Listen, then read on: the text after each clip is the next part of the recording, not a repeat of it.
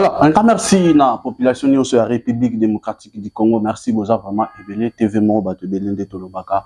Merci Nabino na Rolanda magazine Nabino Visibilité Plus et chaîne Nabino YouTube et Visibilité Plus. Merci aussi na ba chaîne partenaire Nabisonio son à niveau ya République Moubima niveau ya capitale bandeko tout ya S Media, bandeko tout ya PES TV et bandeko tout ya Nzondo télévision na ville ya Bandundu bandeko ya RTEC na niveau ya ville ya Bandundu. Un grand merci na bino nyonso bientôt là aussi Visibilité Plus magazine na bino kozala na ville ya Kikwiti.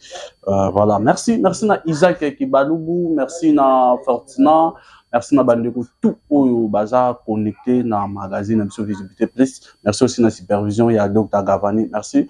Moi c'est Dimbo Cash la Pulga 007. Voilà, un grand merci na super équipe technique. Voilà, mon invité des gens là, c'est la toute première fois. Toi, Yambaye, dans le magazine Abisso Visibilité Plus, Maître Shadrack. Bonjour, bonsoir. Bonjour. Maître Shadrack, et Singo Mingi Yako Yambayo, directement, quand je suis en face de vous, Nayoka Idiofa, tu vois, Quilo, tu vois. Merci beaucoup pour cette occasion. Ok. Pour permettre à tout le monde même pour la première fois dans l'émission Abino. Merci pour la considération. Je dois d'abord me présenter. Je suis Maître Mazinga Shadrack, cadre de l'IDPS, originaire de la province de Kwilu, Ok. plus précisément dans les territoires Idiofa de la fédération d'Idiofa. Fédération Idiofa, cadre de l'IDPS. Bana Bandundu Chwa, Bana Kikwiti, Bulungu, Masimanimba, Bakata, Bamboka Namso Nyonso, République Mobimba, Diaspora, Gungu, Chwa. Idiofa, Chwa. Chwa, ça veut dire la bénédiction en Kibunda. Ok. C'est-à-dire la bénédiction ne concerne que le présent et le futur. Pour ceux qui ne pas dit Chwa, papa Kende Liboso, maman Kende Liboso, et Bandi Wana, dans le présent. Et papa Mbolo Kende. À venir, mais au présent, Malam. Okay. Alors, c'est une sorte de rupture avec le passé. Raison pour laquelle, comme tout le monde province Nambiso, tout le monde Konzamboka, Monto Baragno, Sezalagara, Chwa. Fati Chwa. Maître Shadrack, tu remarques un peu que c'est là, tu consoles beaucoup plus trop Kwilu. Kwiza, province Nayo, province ya Kwilu en général. Et disons, si on va essayer un peu de toucher aussi l'espace Kambandolo. Mais ma première question, si j'ai un habitué ça, pourquoi la province du Kwilu ne se développe pas? Faute, il y a leadership. Faute, il y a pas d'urgence. Ou faute, déjà parce que le gouvernement central et qui par province il y a Kwilu, ou bien ils ont mis il y a ma politicien. Merci Ndeko. Question na yo na kozongo lokola na deux cas. Ok. Quand on posait que pourquoi la province de Kwilu ne se développe pas. Les mauvaises fois politiciens ou dirigeants ou manque de leadership. D'un côté, la province de Kwilu est développée dans le sens des particuliers. On est à Kwilu, tous en moi commerçants, tous en réputé éducationnel. Ça Rabilanga, tous en réputé éducationnel agricole.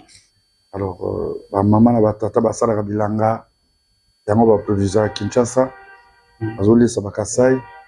Bazolier ça quand même Angola aussi, côté va produits agricoles et maman bazo sala na papa bilanga. Mais cette fois-ci à côté agricole on a isolé ça. Commerçant na biso pe bazo exporter ango, bazo koteka yango monike. So vali na bando nouvelle au monde qui ba particulier nde batongi. OK. So ko na Idiofa qui kwito komona que c'est plus de particuliers. Bazo féliciter bana Kwilu nyonso et ba particulier commerçants Église catholique, protestant, église de réveil, ou à travers la mutualité, pour que la province de se maintenir, il y a se maintenir par Seigneur. Mais on est là, premier côté d'un côté. Mais surtout le côté politique, le manque de leadership, parce que nous avons connu des leaders, mais animés de mauvaise foi, peut-être par exemple. Parce que, sur le Tali, depuis 1960, Tilelo, surtout ça, les historique. Vous remarquez que ça, c'est la 4e République. Mais c'est le 5e régime. Oui. C'est le 5e régime, 4e République. Pourquoi va un régime? Pourquoi va une république? Expliquez, maman va te Kandoula. On a expliqué. À comprendre. Quand on parle de régime, c'est-à-dire, nous avons un 5e président depuis Congo Bandi. Depuis 1960. Le régime à Kasavubu comme premier président, le régime à Mobutu comme 2e président, le régime à Kabila le père comme 3e, le régime à Kabila le fils comme 4e, et puis le régime à Fachi comme 5e président. 5e président. C'est en termes de président que nous avons. Mais surtout que côté de la République, c'est en termes de constitution rédigée par les Congolais pour les Congolais. Donc, en 1964, c'était la première constitution de Luluabour, au Bisoto Salaki. Et puis en 67, constitution à papa maréchal Mobutu. Et puis la constitution de la transition. Quand Kabila le père est venu, Salaki constitution de la transition, il y a une 3e république. Transition, on va mélanger quand on fait la transition à 1+4. 1+4. On va bien en 3e république. Et puis la constitution du 18 février. Ok. Ouais. Donc, c'est la 4e république. Pardon, je rectifie, la 4e république, mais la 5e régime. Alors, ce que Tali, il y a différents régimes. Pendant 1960, il y a 44. C'est une majorité, hein? Et ce qu'il y a dans le régime Mobutu, Mongolo Diaka, Singaoutu, Banani, tout ça, tous ces gens qu'on a connus, les Takizala et tout. Régime à Kabila le père pour mon Théophile Mbemba, Didier Momengi, Bazaki Belé, Théophile Kabila, par exemple, régime à Kabila le fils, Obé Minakou, Banani, d'autres personnalités, les lois Mouzitou Bazali, dans le 5e régime. Pour remarquer que dans chaque régime, Bana Kouilou Bazali ko peser ma casse pour le maintien en régime. Il y a différents régimes. Parce qu'on peser ma casse. Surtout dans le régime à Kabila, il y a 1+4. Pardon, un tour, par exemple, pour maintenir le régime à Kabila, donc, pour le maintien de tous les régimes, le Kouilou a été toujours actif, avec un bon nombre élevé à ma personnalité politique. Donc, la rédaction a différentes constitutions de Tangiwana. Pour moi, la constitution de Luabo, le Kouilou est à la constitution 67 en Mobutu également. Constitution de transition, la constitution du 18 février, Bango Kaka. Mais ce que vous avez remarqué que le nombre de personnalités politiques ont toujours ébélé, mais ce que vous avez comparaison à ton réalisation, la réalisation, ils ont manqué. Ok.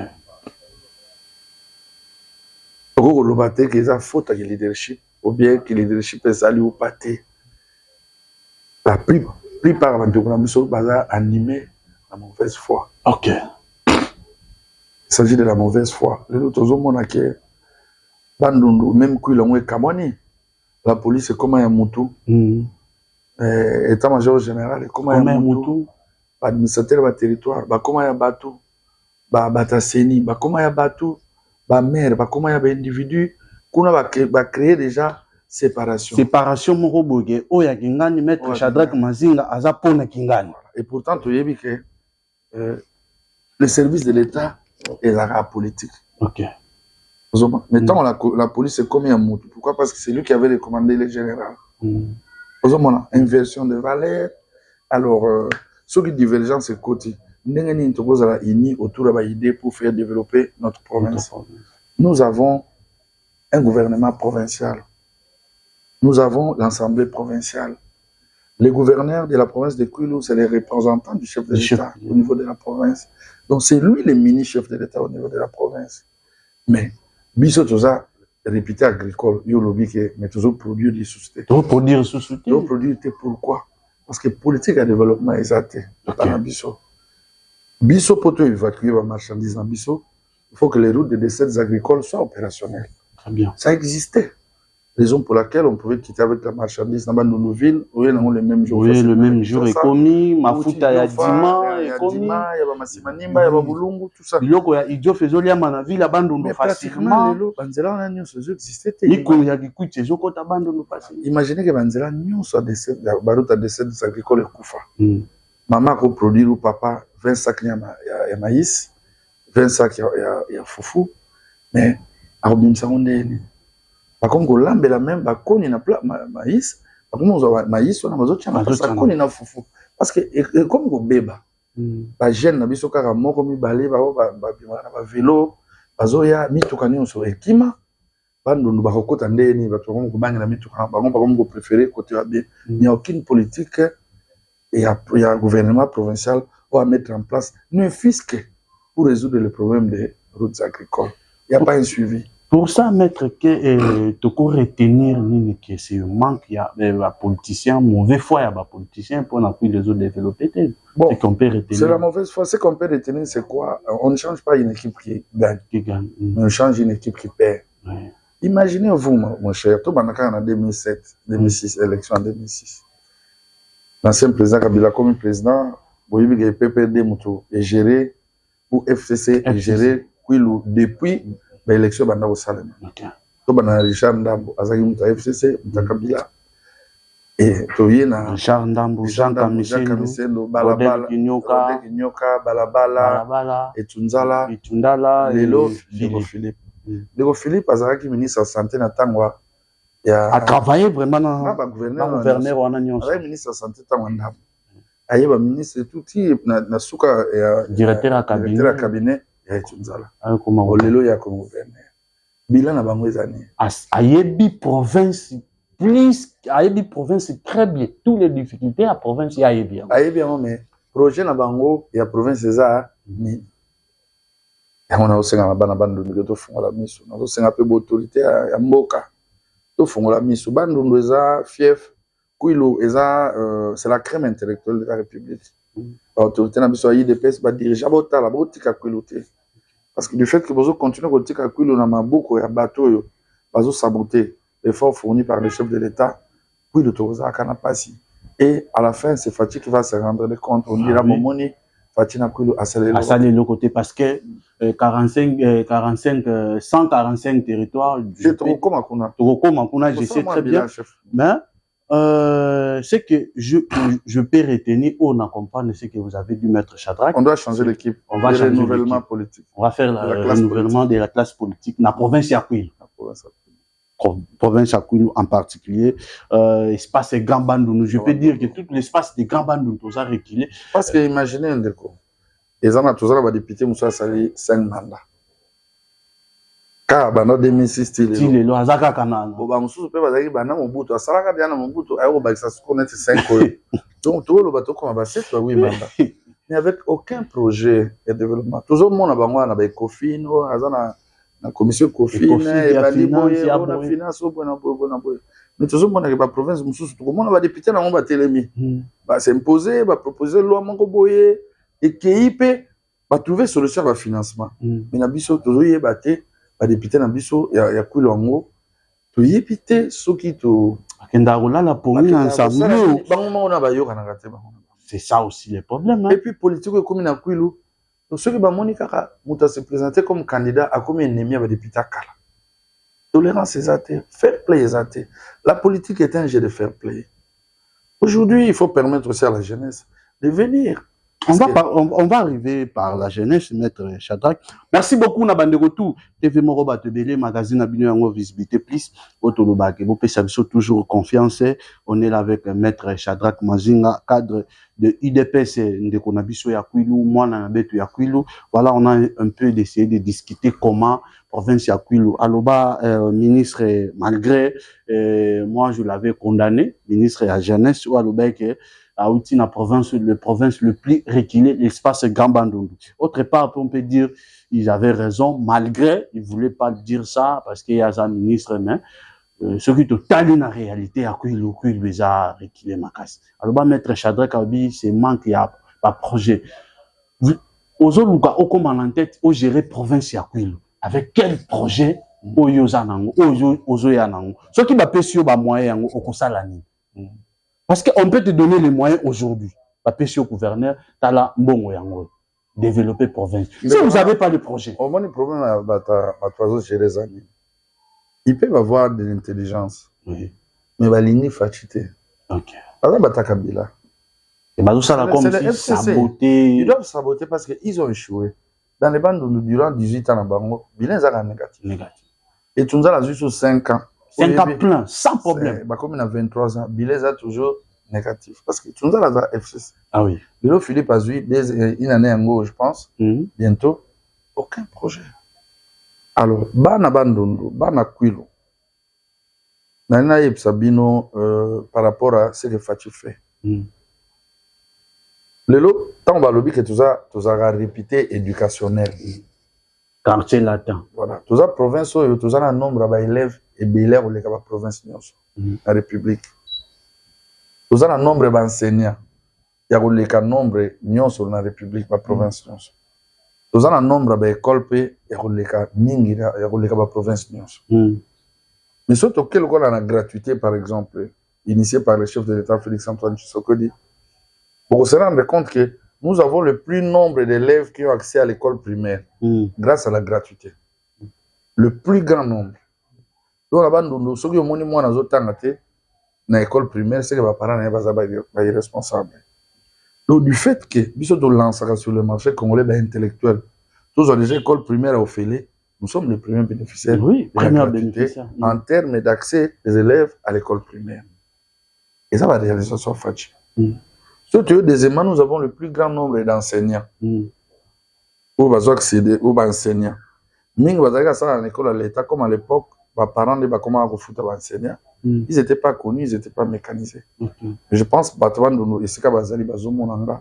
nous avons le plus grand nombre d'enseignants qui ont été mécanisés du temps de Fatih. Mais le plus grand nombre, raison pour laquelle nous devons nous mobiliser, parce que nous avons un plus grand nombre d'enseignants mécanisés. Ça n'existait pas. Enseignants, ça fait 30 ans. Enseignement médical, on a mécanisé. Et grâce à Fatih, on a mécanisé dans la province. Surtout qu'en termes d'écoles qui ont été mécanisées, l'école, nous a agréé l'État, ils ont reconnu dans l'État. Nous avons le plus grand nombre d'écoles qui ont été mécanisées du temps de Fatih. On est sur le plan éducationnel. Surtout que côté à plan, par exemple, il y a agriculture, 145 territoires, par exemple. Depuis toujours, nous avons 5 territoires. Les territoires dans les bâtiments laissés par les Belges, les bâtiments territoires. Les écoles laissées par les Belges, ou les écoles construites par les catholiques, ou certains particuliers.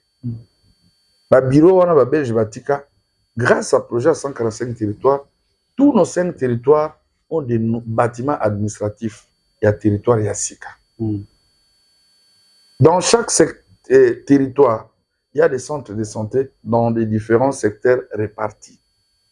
Grâce au projet à 145 territoires. Dans le projet de 145 territoires, nous avons des écoles qui ont été construites dans tous les territoires, dans les différents secteurs. Est-ce que dans la province, il y a Kouilou? Est-ce qu'on a bénéficié aussi ça? Ça, je veux pas de la province de Kouilou. Je me rends régulièrement. Les téléspectateurs peuvent entrer sur les sites, il y a 145 territoires. Babeta Idiofa, Baromona, Makambo, Bassena Idiofa, Babeta Gungu, Babeta, ainsi de suite. Bino pe Bayeboza, kuna au Borola d'émission, vous pouvez témoigner. Et ceux qui, par exemple, Moutazala droit et réponse, à quoi il y a tout un plateau, on va prouver que, effectivement, nous avons des centres de santé qui ont été construits grâce à 145 territoires. Nous avons des écoles. Mais imaginez que, par exemple, dans Idiofa, un ancien, un dignitaire de chez nous qui était président de l'Assemblée nationale, etc., a lancé les travaux pour la construction d'un bâtiment à territoire à Idiofa. Si les lots Libanga Nezawana pour poser sa première pierre, à Salamote. Ok. Bientôt, nous allons filmer pour l'accès à Salate. Mais je vais lancer mes travaux, soi-disant, à la fin, frais propres, à eu témoin de notabilité. Un notable baillé, chef coutumier, pour boire à Massanga, pour boire à vin. Idiofa sera doté, par exemple, dans un bâtiment administratif à Salamote. Tout le monde a dit, par exemple, surtout que côté infrastructure, les autres ont les lames, Kamarout, Monga, Tabagata, Bandonoville. Ils ont les langues, Bandonoville, Botelema. Botelema, tous à la Ini, Ponzelawana, et voilà Dubaï. Dubaï. Dubaï. Donc, Zéla Mungata, tout ça. Mais tout est là, ma dignitaire, Banta Coin, Kuna, Bandonoville, Botelema, vous à la Ini, Tala, la Minito, Nzela, Idiofa, Vazo, Sala. Ok. Ingudi, Idiofa. Ils ont évolué. ils ont nzela au bana il faut batelemaki bien sûr tout ça province nyonso moko biso tout ça bato moko mais territoire na territoire il faut ebunda pe balamuka batelema il faut réclame sa route tout bondi nzela yango na ça Maître Chaka toujours à Fatih. Surtout qu'au moment où stade Gikwit, ils ont repris les travaux. Oui, je vis les sénateurs Papi Labila, tout ça là. Sur le moment Gikwit, au moment où moi asphalté moké, bakani wabulu, etc. Bazo bunda et ceux qui toquent Kakobola par exemple.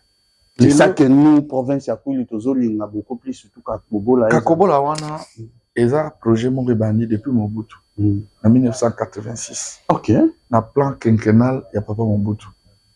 Mikolo na biso biso zali bana miki à l'époque mais bakolo to bayebi basala lela kengo même nzembo à l'époque plan quinquennal ya papa Mobutu ezali na à l'époque tu avais grand Bandundu zali na 3 districts au bazako benga sous région district ya Kwilu district ya Mai-Ndombe district ya Kwango lelo comme la province 17 na Kwilu ezalaki Kakobola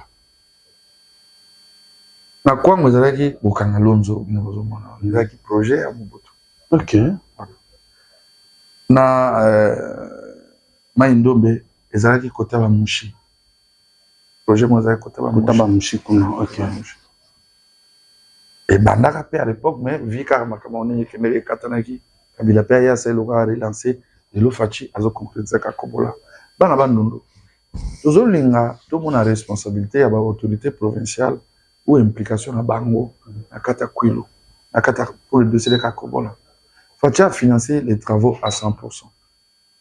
Ça a son importance à Kakobola. Kakobola Kikwiti bande banda idio fabumu to za kana molili. Kikwiti o bino boyo ka Kikwiti sekenda sango. Kikwiti dans la courante to za kana molili to ça la faire makala. Zoma na 21e siècle. To ça bakoni bazamba nyonso na périphérique za la Kikwiti za la bagongo c'est là pona bakoni makala. Imaginez que les locaux à Kakobola est côté. Grâce à Fachi. Parce que Fachi a financé. Admettons, on a eu 300 personnes comme emploi dans Kikwiti. On a eu 300 à Goum. On a eu 300 à Idiofa. Ça fait combien? 900 personnes. Et Boulungu. Et ça dit 900 personnes. Parce que ceux qui basent dans la par exemple, papa, c'est que nous avons moi aussi. Nous avons Bana. Donc, nous avons vivre la couverture au Kakobola. OK. Parce que Kakobola, il y a un abonnement à l'hôpital général. Il y a l'hôpital privé. L'hôpital général qui quitte, l'hôpital privé pour les soins. Tu veux dire, les Alagawa, Bananabango, Bakenda, Rosalia, Bassoin. Même l'hôpital général a renforcé le système d'hygiène. C'est parce que vous avez un abonnement, vous avez un foot. En attendant, pourquoi l'on a bilokos non ça pourquoi font là on a qui petit pourquoi t'es qu'à faire à repasser pourquoi t'es qu'à faire ventilateur congélateur t'es qu'à frigo nous avons pas mort que t'es nous avons mort que en attendant pourquoi t'es qu'à vivre frais et banayo sur un frigo et puis dinayo moi comme la chambre froide ou que moi activité sous ce gozo et vous allez miquer belé bah vous êtes qu'à bilokos bana vous êtes qu'à mai en attendant régie des zones abisso et vous appelez Idiofa na Gungu parce qu'à Kakobola Bokende, c'est la Kikwiti. Régie des eaux et ça la Kaba groupe électrogène na carburant. Avant, quand on va financer, maï va distribuer à mon anda. Mais tant on va vivre la conjoncture de côté, régie des eaux a réduit le personnel, à ça il va point de vente d'eau. Comme qu'on fout avec comment qui passe. À ça va point de vente d'eau au Kenya bidon. J'ai des 100 francs, j'ai bidon non. Pour qu'il y ait un bon, il y a s'approvisionner, mais les gens se déplacent. Ils appellent maï, il y a propre. Mais les gens se déplacent. Pas au troisième âge. Sur la zone monate. Azo bidon, azo que n'est pas passé. Pourquoi? Parce que régie des eaux, il faut son carburant, appelle ça groupe ou appelle ça maï. Très bien. Mais grâce à Kakobola, et comment que régie des eaux, maï penda, bazu courant. Pompi penda na katia. Bazu sous carburant. Ozomona kosoma sous carburant bakosala sous ba geste wana te d'office oleba te kaso na point de vendre pour banyokola bato mai kokoma tina bandako ina kala ana tamba régie des eaux atikala kana service minimum ya ba journalier ba obateka na mai bato baza koteka ba facture balomba bato bakenda kokata mai balomba mai bato ezaki cop na bango donc du coup au moins que to kozonga ba petite industrie ko salema wana tala niveau misala ezo salama na idée fa ba meki ba lancer epeli ikuti ba meki epeli gungu ba meki epeli wana nyonso ya grâce à Fachi mais pourquoi ezo koma ezo pelate malamoko parce que implication ya gouvernement provincial exact bazolanda et le roni nezangi est-ce que le gouvernement provincial a zanga ko somba ta quelques poteaux est-ce que le gouvernement provincial a zanga budget est-ce que visite est-ce que le gouverneur non la kendarna une visite tout le monde n'a il suffit qu'à visite à Pamba ou bien ta ration gouvernement provincial à ta ration na bato basala ka musala na bakobola c'est inaki voilà okola ya bobimeli bango bino bosala musala kitoko ya ngulu avancement eza ndenge nini taba yango nini ezali câble ezali le gouvernement provincial peut s'impliquer aussi également parce qu'il s'agit d'un intérêt communautaire. Imagine si on a un bout de inachevé. Bah, il a kabila tikali inachevé. Bah, perdre manani. Biso na. Les lopes sur tikali inachevé. Bah, perdre les arabe manani. Kwilu. Yango ba na kwilu. Iskani sur zali. Message qu'on a. La kisibino importance pe avantage ya courant na biso. La plupart des autorités na biso bazali bato basala na kabila boyebi bila na bango eza négatif. L'objectif na bango pe ezaka ke ko faire échouer projet à Fachi. Mais na lakisi bino importance ya projet wana. Mais soki bazo ya kuna, imagine bachaka Fachi en premier planté. Pour l'année, les lobino nyonso autorité vous diriger bandu nous na union sacrée. Na bandu nous toza na péage. Na bandu nous toza na DGREC. Na bandu nous toza na enseignement. Ba IPP, ba Proved, ba sous-Proved, toza na ba DG ba ya ba ISC, ya ba ISP, ya ba ISAM, kula nyonso boyebi ke bokabola ba kota na bino so ok na péage bino soit disant boza bata union sacrée moni parle za na kati PPD za na kati bata FCC la plupart des abino ne bozo diriger bata PPD na ba province bandono facha za na mutu mobote baza mutu olobis facha za na mutu mobote bazo diriger mais gouverneur waza en place aza mutu union sacrée aza mutu IDPS prévenez que so ok na péage masamuna bazora bataille de pes na misalate. Le vice-gouverneur c'est oui, le vice-gouverneur, il est le nôtre. Ce n'est pas lui qui a la signature. C'est le gouverneur titulaire. So aucun pays, aucun masamuna, aucun partout au monde a montaille de peste. So taliban administrateur le territoire nyon so kwilo. Au monde a montaille de peste. So taliban chef de secteur nyon so au monde a montaille de peste. So taliban IPP, ba Proved, ba sous-Proved, ba au monde au mutapalo, wana représentant makiash. Wana representa ya mazenga wana minako mutachaki wana tunzala mutachaki wana nani mutachaki sikoyo bino c'est que développer siko ndenge bino siko bozo prétendre que zara bata union sacrée que bozo soutenir vision Fachi ndenge nini Fachi bomi nzoko na ye Fachi bomi nzoko na ye et boza union sacrée bo kaboli azanga pa eza hypocrisie bozo sala ndeko so bozo sala hypocrisie bato bozo nyoko leza province na bino eza communauté na bino. Tous ces soudés, tous à loi, autour de Fachi, en tout amour, en unité. Imagine, IDPS, parmi les fondateurs de IDPS, tous en Mbouankiem, tous en Diam Kenambel. Ils sont originaires à Kouiloumi Balé, sur les 13 parlementaires. IDPS a été planté depuis des années. Mais imagine que dans l'élection provinciale, il paraît IDPS a commis ses CIT. Ah oui, IDPS a député. C'était faux, c'était monté de toutes pièces. Pourquoi, je vous dis? Bah, membre, bah, responsable, c'est ni chef d'antenne, bah, agent, bah, tchaki, bah, batakabilat. Oh, lobby? Kaka bataka. Et ça, bah, tout, bah, kabila, oh, bon, ben, mineur, bah, zago, pesa, ordre, aux hommes, et pas, bah, zaki, nomination. Bah, bandai, qu'on nomme, on tenir compte de l'élection, quand batona neti lelo peut-être bien au pays des personnes de Chadra qui besoin quitter c'est quand on a 600 on comprend ça dit ce sont les mêmes personnes pour vous montrer que Fachi a tribalité Fachi soit zaï mutamute mamabe il pouvait s'imposer ne bango bazako s'imposer que nommer mutu tel il a laissé bana bandondo basala show na bango mais tant la technique bango basala tellement ba chef d'antenne batula bango na batula bango ba sali tout nenga zaboué Bata Gungu, chef na bango seni, akopesa ba matériel pour le bourrage hein. Kaka na batu na bango. Soko talibi ezaka bata FCC. Ata lelo baza bata union sacrée mais au moins kaka batu nyonso balikaki na kulo ezaka bata FCC. soko tali ke ba konza la police ba konza administratif ole ba kengela ole ba créer sécurité bango au contraire bazako bazo menacer population pour que population a voté bien te ba faciliter ba tolo nyonso basa la ba bourrage pour komona jamais bataille de presse ya ku nyonso bazaki na ba PV et ba preuve na ba élection zate mais soko mona 32 000 voix 25 000 voix bazana ba PV nyonso qu'est-ce qui fait que bango bazako za na ba PV bataille de presse ndekaka bazani ba PV mais c'est que IDPS a landé là qui IDPS a landé là qui l'UDPS c'était l'UDPS prône pour la non-violence. L'UDPS n'est pas un parti où il y a le favoritisme, c'est la méritocratie, c'est un parti de masse, on laisse la masse choisir. Okay. Alors, si quoi bango batali balobi on a plan et outi na ba gouverneur sortant na ba o bazali. Batali babi biso FCC to l'air en péage. Parce que si on a péage, imagine, on t'a eu des PST, bazo sala ba makelemba ba 2 millions le jour.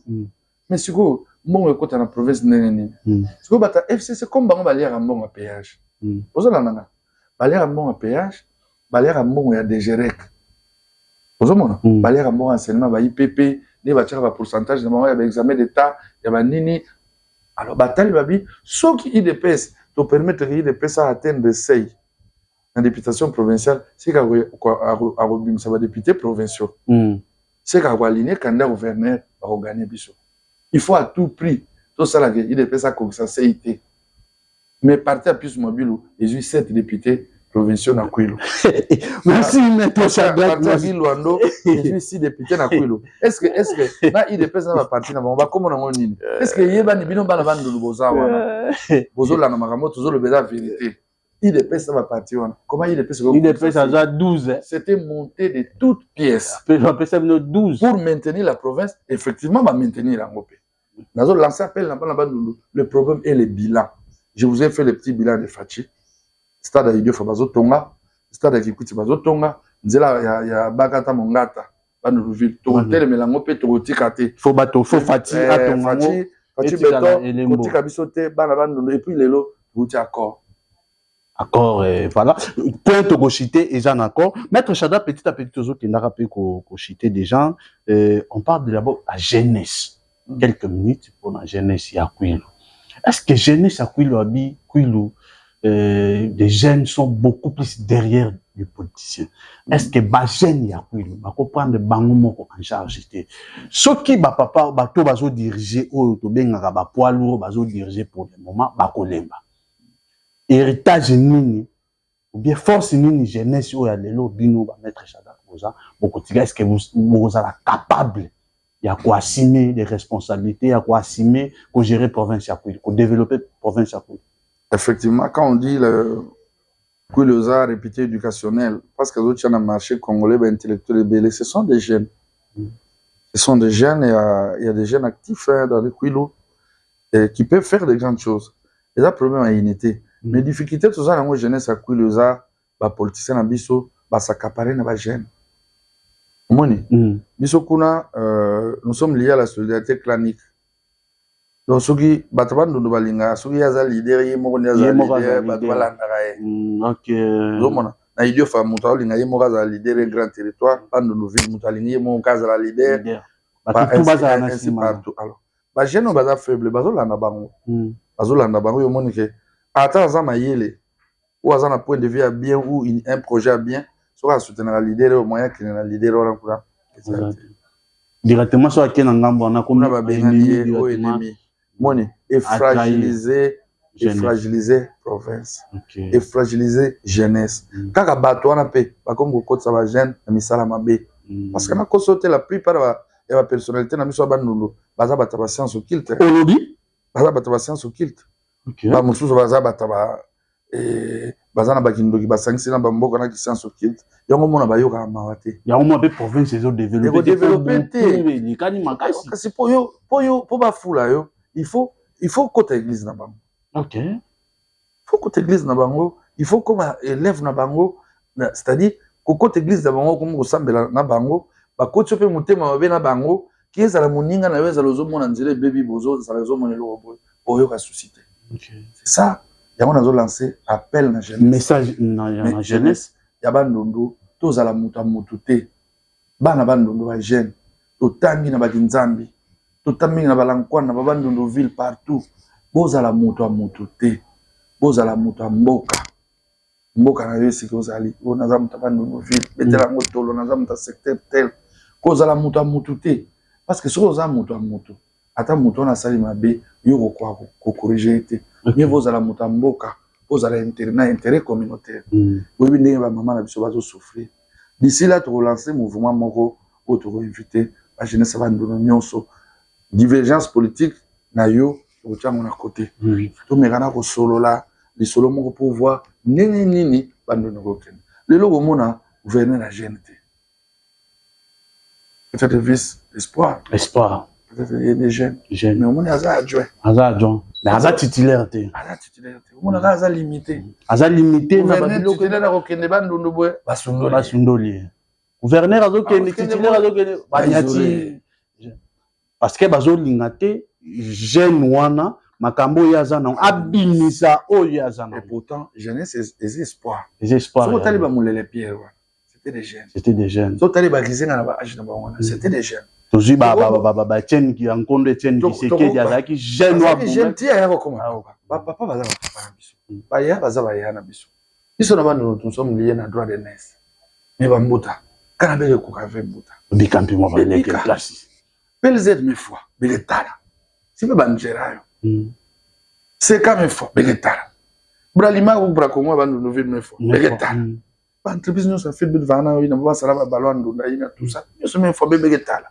mais finalement on doit changer l'équipe qui ne gagne pas pouvoir à l'état ils ont mutakoté olobi pouvoir à l'état ils ont mutakoté qui me font monter kange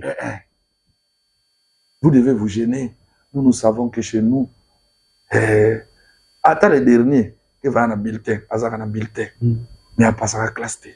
Merci beaucoup maître Shadrack, un bon discours pour la jeunesse toteleba tozala morale bana IDPS fachaza ya biso nyonso mais IDPS ne incarné vision ceux va faire partir bana IDPS na ba DGREC na ba péage na ba administrateur à territoire biso ne incarné vision parce que la vision du chef de l'État c'est le redressement du social c'est de voir la vie des Congolais améliorée c'est l'IDPS qui est d'abord sa maman et après, ce sont les militants cadres qui ont le porteur de ces messages mais lorsque vous les excluez vous jouez de l'hypocrisie.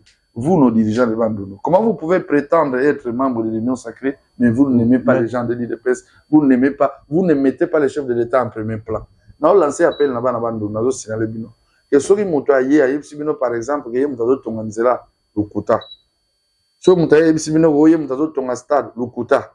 C'est la bonne, excusez, c'est la bonne volonté du chef de l'État. To boy pe bino bato bo sala na kabila boy choix. Les lobos dribblés, boy par ma magie, na bino bo sala pour se retrouver dans l'union sacrée, bo se retrouver ministre, bo se retrouver tel. To boy bo profiter na ba réalisation à chef de l'État pour dire que ça bino. Bo vendre ki na jibo konza kabila pendant des années bo sala elokote. Ndenge ni lelo boya bo chele biso stade agikuiti. To boya bo chele biso nzela idiofa. Bana bandu bo fungola miso. Bato wana baza ba profiter et la positionnement politique. To la na bangote. Merci beaucoup, Maître Shadrack. Comme vous citez déjà, Maître Shadrack, Maître Shadrack, moi, message, c'est tout mon chef de l'État, accord, il y a entre RDC na Rwanda, accord et Salami na États-Unis. En face, il y a Donald Trump, président des États-Unis. Vous, en tant que membre de IDPS, jeune de IDPS, aujourd'hui, plus de 30, je peux dire 32 ou 36 ans comme ça, il y a guerre, il y a 30 ans, il y a guerre, il y a Est. Et aujourd'hui, enfin, grâce à Fatih Béton, les autres s'allient accord et à paix. Quel est le message que vous pouvez lancer? Est-ce que accord, nous avons que ça sera un meilleur accord? Calme, que nous vraiment dans Est. Nous allons saluer monsieur le chef de l'État. Félicitations pour la bonne volonté. La détermination. Guerre morote na mokilo esila na bituba. Esila kaka na dialogue, na paix, combat différentes guerres mondiales. Ok. Lelo, je pense, même Rwandais, même Kagame, Fatia Mimi na haute politique, a exposé na mokili. Oh, ils allaient. Tant que Kabila bazaka bomba bango, vous avez projet na bango. Mais le lot Fatia a dévoilé parce qu'il n'a aucun intérêt avec eux. Il n'est pas dans l'air d'huile. La personne même pas beauté. Il n'est pas dans l'air d'huile, il y a Mouyibi. Parce que si Fatia Zaga animé qui est président Mouyibi, on a côté kana gêna bango. Tout ça va brassage, mixage. Azorane mboma iba kende. Mais comme un patriote, Azam moi na oyo, fils né, fils maison, Etienne Tshisekedi, il a dit niet à la guerre. Et aujourd'hui, nous avons signé les accords. Accords de paix. Et d'ici les jours qui viennent, ces hommes vont partir. Ils vont retirer les troupes. Il peut qu'il neige. Deuxième option, Zali. Ceux qui vont avoir mise en demeure. Et puis, tu auras appliqué force. Mais souci n'a pas. Souci à Fachi. Ils ont comme en force. Parce qu'il y aura des victimes sur le sol congolais. Parce qu'ils sont sur le sol congolais. Prions pour cet accord. Prions pour le chef de l'État. Que tout se passe dans le calme. Pour que les Congolais retrouvent son sourire. Batagoma va retrouver sourire. Va minérer na biso. Ole va yibaka. Va kendaka nango. Et ils ont la biso. Ata to sali partenariat na ba américain. To teke la bango. Et vous allez partenariat gagnant. Ça là ba emploi qui me vous allez. Ole va bomba batwa bomba ba maman va égorger. Je pense que la paix est au-dessus de tout. Merci Fachi, merci à tous les partenaires. Merci beaucoup, Maître Shadrack Majinga. Chef de l'État. Au PSAP, à CG Kabouya, CG Kabouya, tu vois. En tout cas, mon général, secrétaire général Augustin Kabouya, merci beaucoup pour tout notre autorité hiérarchique. Vous savez que vous êtes un grand soldat. CG Kabouya, c'est un grand soldat qui ne recule jamais, déterminé. La sur majorité dans le Parlement, dans le Sénat, la majorité des ministres, etc. C'est ça le rôle d'un parti politique, la conquête du pouvoir. Nous avons obtenu la présidence du pays, nous avons obtenu la primature, nous avons obtenu la plupart. C'est ça l'objectif, la conquête à pouvoir. Alors, félicitations encore une fois, secrétaire général Augustin Kabouya, Maman Gisèle, honorable Kinzambi, et ton gars, par rapport à report à 13e conférence. Voilà. 13e conférence. Est-ce que 13e conférence c'est Gozala dans la province? 13e conférence c'est Gozala, mais malgré va reporter en haut. Va reporter en haut, ça pour la responsabilité de l'autorité locale. On dit? C'est une responsabilité de l'autorité locale. Le lot fatia goya te kaya gola na ndako salité. OK. Mais depuis ma kambo to lobaka to la ndaka odio moko boya wa. O to ke no kata matiti na ndako président tout ça ti lelo gouverneur na ngada ka FCC. O a succédé à le directeur à cabinet. Pour nini ti lelo bango babongisaka résidence ya gouverneur te. Bojo ebima ya membre na bino moko ya IDPS kaka pour nini résidence ki kuti babongisa te. Pour nini infrastructure basala te. Pour nini ce que projet gouvernement provincial eza nini parce que mon condition aye e baloba ke papa yenza lesile. Donc biso toujours retardé. To za na nzala. C'est ça. Mais tant qu'on a mon mboka na biso soki fa ezali to loba. Mais RDC pezara ku iluté. Ba notable ba loba, ba maman ba lela, a komona la réalité a vie na biso a passi, peut-être à ko relancer ba projet mususu, à ko lancer pe ka kobola inaugurer. Pour condition que papa yé. Pour a inaugurer loko moko moi. Bana bando neza fachi mtazo boya te, fachi lingi bando mingi eza ba autorité na biso. Autorité provinciale de miti mama bena. Qu'est-ce que vous faites? So OK qui quitte mais au moins la degré salité exactement on vous dira que oh mais c'est tel, c'est lui le maire, il s'appelle Abbé, Azari Mouto il y a FCC tout ça mais même pour comme la ville qui écoute combien de villages vraiment donc mairie n'ezawana mairie azatene loko salaka te azoka ba taxe wana ekendaka wapi mbongo wana nani aliaka ngo bosiko salité bongo atako koma mpamba pour salver ba irresponsable bana bandulu renouvellement de la classe politique de Kangola Meso ben honorable na beto vota be vesa be va ko na parlement be lata ba veste na mpipa bo mona ngena ngwasuma na mpipa bo mona nge kuisa bankombo bo di na bana bankento ve beto vota be no ça veut ça la proposition ba loi ça nous fait développer voilà na beto merci ba députés provinciaux bu yebe de wa peut-être mon la vidéo na be minga on attend un vote pour voter gouverneur mbongo etambola maki mbongo mususu ko ba kanga députés provinciaux moko azong sambongo azong mbongo na bango wangani c'est que vous faites aux mbongo il y a 10 candidats sénateurs pour voter voir moko au milieu aux mbongo il y a 10 candidats gouverneurs vraiment c'est quelle éducation vous devez avoir honte les bandes n'a jamais été fait comme ça du temps de Nkamita tout de Takizala c'était des gens vraiment formés avec des gens responsables. Les gens bandundu, les députés, sont mon député bandundu, au Kamwa. Des témoignages, aucun projet, merci beaucoup. Mais vous ne faites rien. Voilà un peu sur le message de Maître Shadrack Mazinga.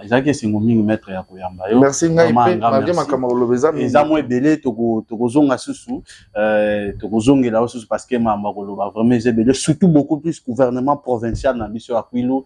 Il faut vraiment beaucoup plus qu'on toucher parce que avec Fati tokozala te province moko to rater opportunité à Fati na province ya Kwilu. Soka yenzale aussi là pour résoudre les problèmes belé. Nzelango ya 12 km ngeta mpila bogesa la yo na ville ya Bandu na Kikwiti.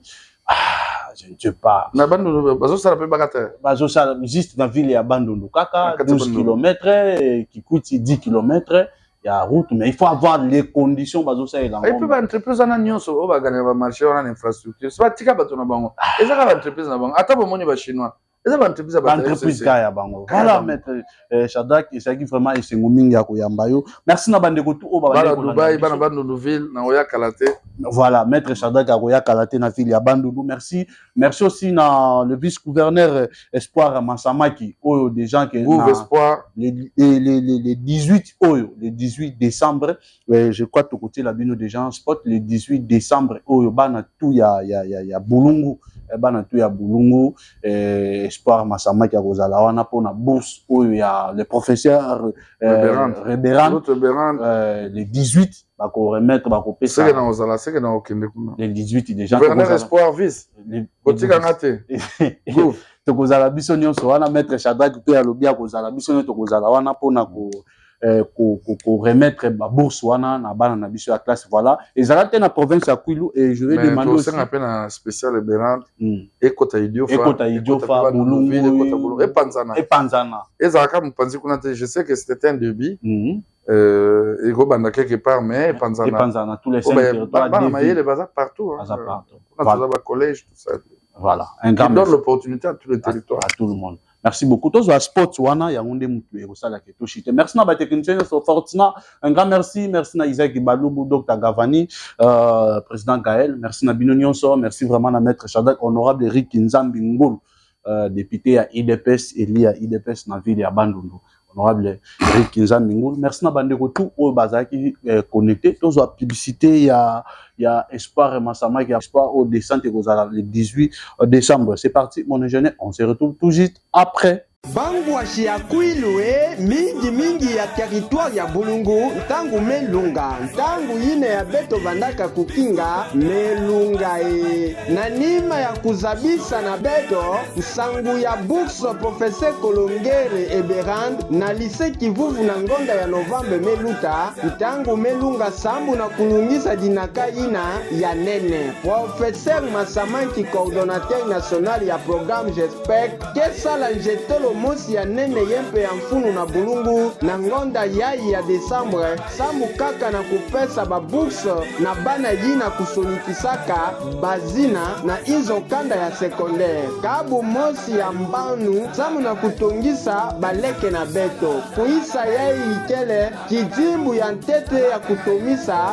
baleke na beto ya Kwilu kupesa na bau Kivuvu sambu na luzingu ya mbote dinakato pe programme kele buna Kitatu 17 décembre 2025 kukuma ya ntotila professeur Espoir Masamaki na Bulungu yandi tasolola tiba mpangi nyonso na nzila ya mitinge populaire ya nene ki ya 18 décembre mukembo ya nene ya kupesa bau ba bourse d'études professeur Kolongele Eberand na batoko nyonso samu na mbala ya ntete tuka Bulungu ikele Bulungu na bumosi beto vukana sambu na kuyamba ntotila professeur Espoir Masamaki muntu mosi kukonda ve alayi nde ikele okazo ya kutomisa Bulungu na beto surtout bampangi ya mfinama beno zanga ve Vice-gouverneur Masamaki